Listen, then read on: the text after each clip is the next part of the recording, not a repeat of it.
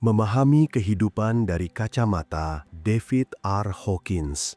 Banyak orang mencari jawaban tentang hidup lewat berbagai jalur. Ada yang sibuk mengejar uang, ada yang fokus pada hubungan, ada yang mendalami agama, ada juga yang melarikan diri ke dunia hiburan. Tapi tetap saja, di balik semua itu sering muncul pertanyaan yang bikin gelisah. Sebenarnya, apa makna hidup ini? Kenapa kita ada? Apa yang bikin hidup bernilai? Nah, salah satu tokoh yang banyak menginspirasi pencarian makna ini adalah David R. Hawkins. Dia bukan cuma seorang psikiater, tapi juga seorang pemikir spiritual yang menggabungkan ilmu psikologi, kesadaran, dan pengalaman pribadi dalam memahami kehidupan. Karya-karyanya, terutama yang membahas tentang skala kesadaran, bikin orang berhenti sejenak untuk melihat hidup dari perspektif baru. Kalau biasanya kita memandang hidup cuma sebatas hitam putih, baik, buruk, sukses, gagal, Hawkins ngajarin bahwa hidup itu punya spektrum luas. Ada level-level kesadaran yang bisa bikin kita ngerti kenapa orang berperilaku seperti itu. Kenapa kita sering terjebak dalam emosi tertentu, dan gimana caranya naik ke level yang lebih tinggi supaya hidup terasa lebih ringan. Di konten ini, gue bakal ajak lo jalan-jalan pelan-pelan. Kita lihat bagaimana Hawkins memandang kehidupan. Apa aja poin penting dari ajarannya, dan gimana itu bisa lo terapin dalam keseharian lo. Jangan bayangin kayak teori rumit. Gue bakal ceritain dengan narasi yang santai, kayak lagi nongkrong tapi dapat insight dalam. 1. Hidup itu spektrum kesadaran. Menurut Hawkins, manusia hidup dalam level kesadaran yang berbeda-beda.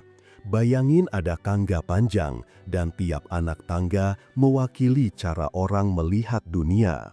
Di bawah, ada orang-orang yang hidup dalam rasa takut, marah, iri, atau gengsi.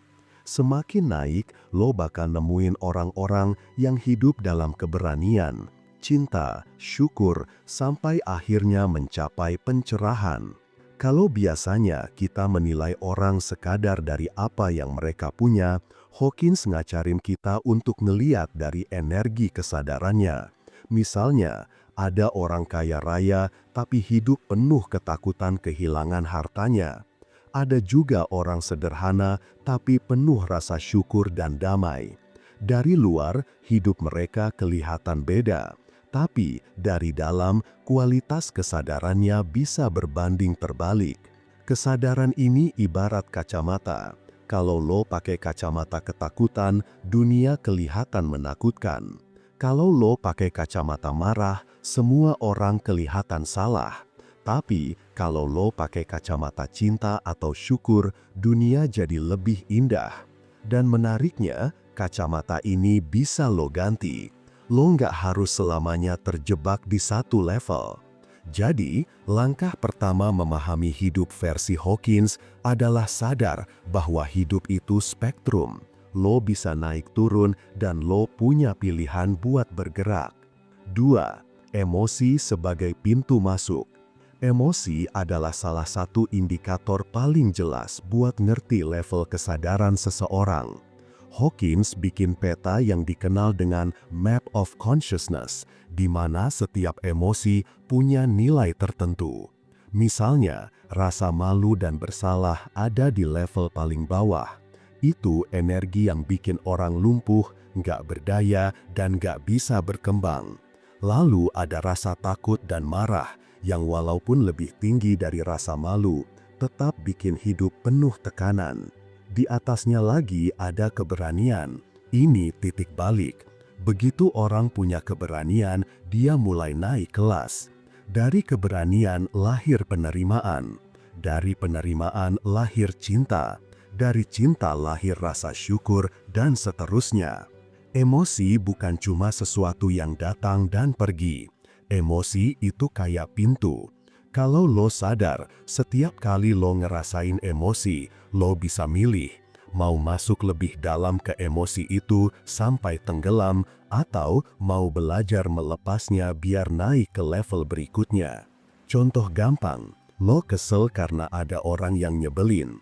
Kalau lo ikutin amarah, lo bisa makin tenggelam dan bikin masalah.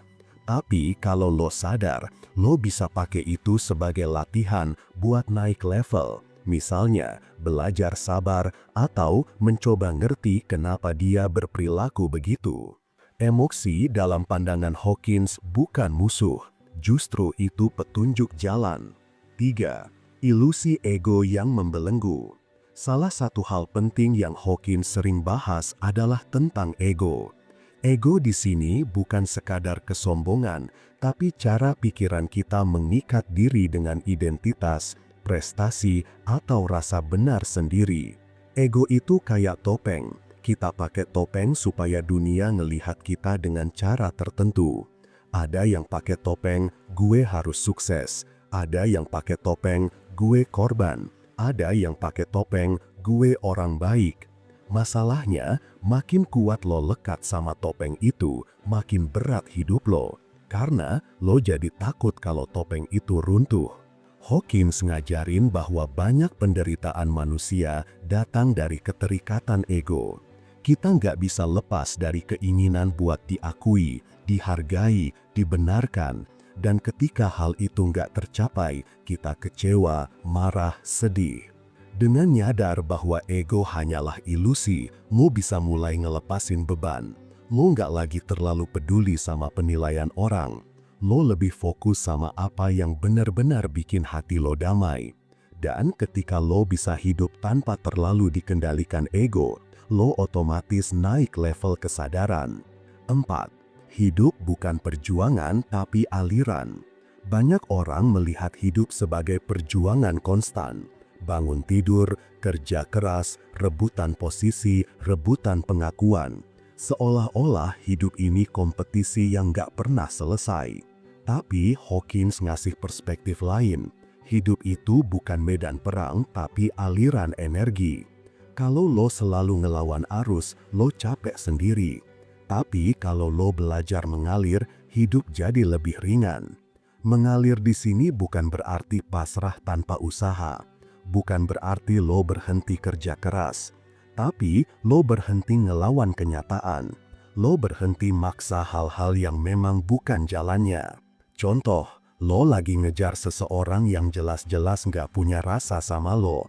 Kalau lo pakai pola perjuangan, lo maksa terus, makin dikejar makin jauh. Tapi kalau lo belajar mengalir, lo terima kenyataan, lo move on, dan lo kasih ruang buat orang lain hadir. Dan hidup itu lebih damai kalau lo bisa melihatnya sebagai arus bukan kompetisi. Dan semakin lo bisa mengalir, semakin tinggi level kesadaran lo naik.